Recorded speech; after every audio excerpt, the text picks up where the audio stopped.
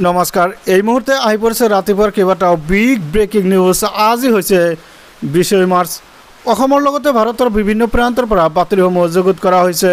নিতৌ এনেধৰণৰ নতুন নতুন ভিডিঅ' চাবৰ বাবে টেকনিক বাই লালচান ইউটিউব চেনেলটো সাবস্ক্ৰাইব কৰি ভিডিঅ'টোত এটাকৈ লাইক কৰি দিব হয় আজিৰ খবৰ অতি ভাল খবৰ অতি গুৰুত্বপূৰ্ণ খবৰ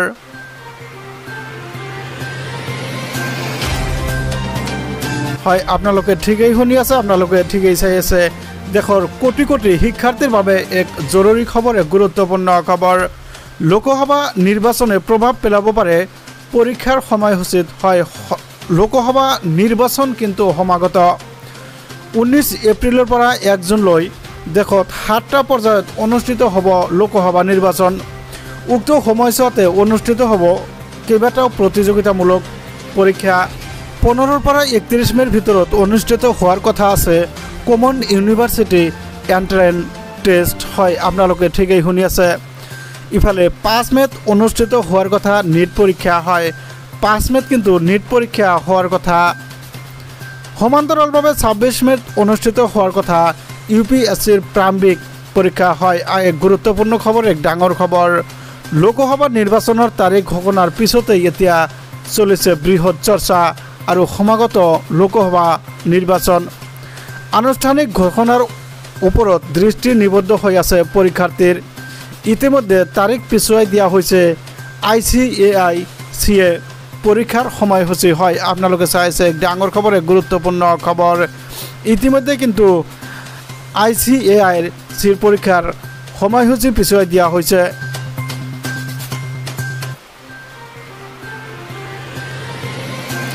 হয় ৰাজ্যত পুনৰ হাত দাঙিবলগীয়া হৈছে দুৰ্নীতিগ্ৰস্ত বিষয় হয় দুৰ্নীতিগ্ৰস্ত বিষয় কিন্তু লগ এৰা নাই ইফালে সিএম ভিজিলেন্সৰ অভিযানত গ্ৰেপ্তাৰ CDPO ব্ৰজেন্দ্ৰ নাথ দাসক CDPO অৰ্থাৎ চাইল্ড ডেভেলপমেণ্ট প্ৰজেক্ট অফিচাৰ মাত্ৰ 10,000 টকা ঘোষ লওঁতে হাতেলতে গ্ৰেপ্তাৰ কৰে বিষয়াগৰাকীক হয় 10,000 টকা ঘোষ লোৱাৰ সময়তে কিন্তু সিএম ভিজিলেন্সে গ্ৰেপ্তাৰ কৰিবলৈ সক্ষম হয় বিজুনীৰ বড়বাজাৰ সংহত শিশু উন্নয়ন প্ৰকল্প বিষয়া ব্ৰজেন্দ্ৰ নাথ দাস অংগনবাড়ী কেন্দ্ৰৰ গৃহ নিৰ্মাণৰ ধন মোকলাই দিয়াৰ বাবে লৈছিল এই ঘোষ লওঁতে হাতেলতে কিন্তু ধৰা পৰিছে ঠিকাদাৰৰ পৰা ঘোষ লওঁতে গ্ৰেপ্তাৰ হ'ল আৰক্ষীৰ হাতত হয় CDPO কিন্তু আৰক্ষীৰ হাতত গ্ৰেপ্তাৰ হ'বলগীয়া হ'ল 30,000 টকা ঘোষ বিচাৰিছিল আগধন লৈছিল 10,000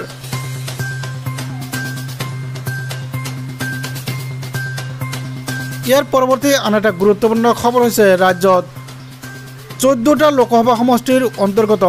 নিৰ্বাচনী সবিশেষ হয় 14টা লোকসভা সমষ্টিত কিন্তু সমাগত নিৰ্বাচনী অনুষ্ঠান 14টা লোকসভা সমষ্টিৰ নিৰ্বাচনী সবিশেষ বহুত তৰজৰ চলি আছে বুলি জানিবলৈ পোৱা গৈছে ইতিমধ্যে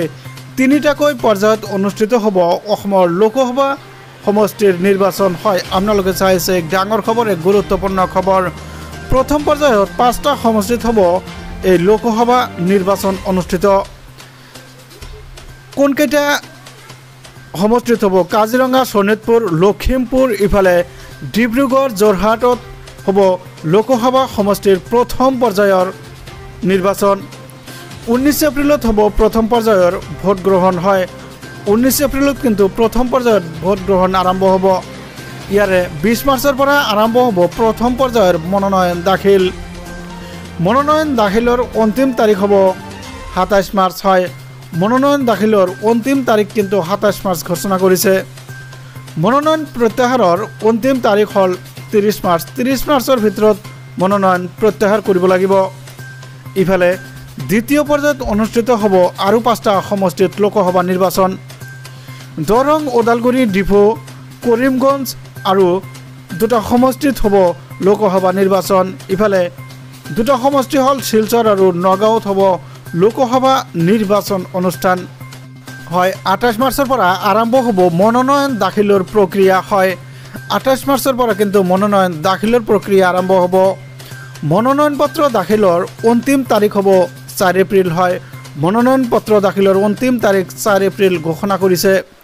মনোনয়ন প্ৰত্যাহাৰৰ অন্তিম তাৰিখ হ'ব 8 এপ্ৰিল যদি কোনোবাই প্ৰত্যাহাৰ কৰিব বিচাৰিছে তেনেহ'লে 8 এপ্ৰিল অন্তিম তাৰিখ ইফালে 26 এপ্ৰিলত হ'ব দ্বিতীয় পৰ্যায়ৰ ভোট গ্ৰহণ হয় এক ডাঙৰ খবৰ এক গুৰুত্বপূৰ্ণ খবৰ তৃতীয় পৰ্যায়ৰ ভোট গ্ৰহণ হ'ব 7 মেত হয় তৃতীয় পৰ্যায়ৰ ভোট গ্ৰহণ কিন্তু 7 মেত অনুষ্ঠিত হ'ব এনেকৈ চাৰিটা সমষ্টিৰ বাবে অনুষ্ঠিত হ'ব নিৰ্বাচন হয় তৃতীয় পৰ্যায়ত কিন্তু চাৰিটা সমষ্টিত ভোট গ্ৰহণ হ'ব চাৰিটা সমষ্টি ক্ৰমে কোকৰাঝাৰ ধুবুৰী বৰপেটা আৰু গুৱাহাটী লোকসভা সমষ্টি 7 মেত হ'ব তৃতীয় পৰ্যায়ৰ ভোট গ্ৰহণ হয় এক ডাঙৰ খবৰ এক গুৰুত্বপূৰ্ণ খবৰ মনোনয়ন প্ৰক্ৰিয়া আৰম্ভ হ'ব 12 এপ্ৰিলৰ পৰা হয় 7 মেৰ কিন্তু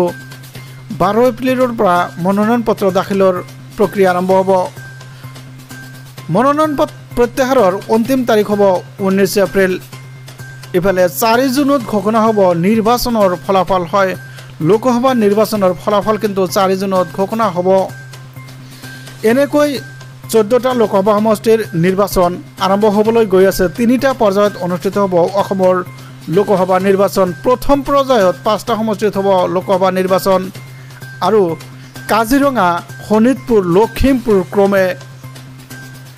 ডিব্ৰুগড় আৰু যোৰহাট সমষ্টিত হ'ব লৈ গৈ আছে প্ৰথম পৰ্যায়ৰ 5টা নিৰ্বাচন